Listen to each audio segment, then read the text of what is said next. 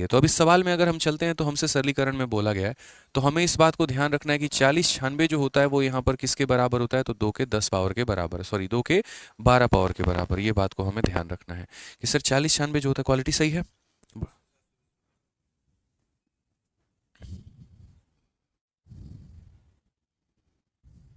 बढ़िया तो है क्वालिटी, कोई दिक्कत नहीं है। ठीक है, थोड़ी सी हमने ब्राइटनेस कम कर दी है दोस्त यहाँ पे,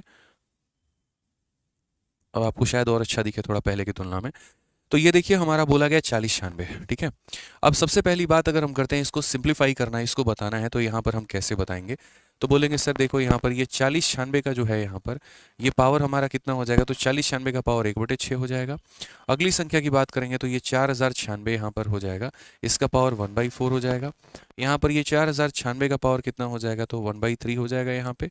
और अगली संख्या 4096 का पावर हमारा कितना हो जाएगा, तो 1/2 हो जाएगा। ठीक है, सबसे पहली बात 4096 2 के पावर 12 के बराबर होती है। 2 के कितने पावर के बराबर होती है, तो 12 के बराबर। तो यहाँ पर 2 का पावर हम 12 लिखेंगे, लेकिन हम यहाँ देखेंगे तो 1/6 है, तो हमें ये भी मेंशन करना पड़ेगा। उसी तरीके से ये 2 का पावर 12 है और बाहर में कितना है, तो 1/4 है, हमें ये भी लिखना पड़ेगा। ये 2 का पावर 12 है, इसके बाहर मेरे भाई 1/3 है, तो ये लिखना पड़ेगा।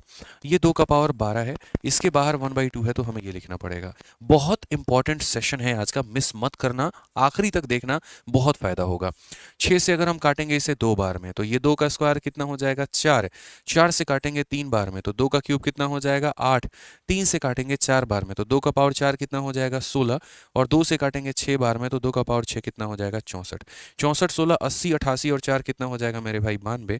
कौन सा ऑप्शन सही है, तो पहला ऑप्शन, ए फॉर आओ कभी हवेली पे। क्या हो जाएगा, तो पहला ऑप्शन हमारा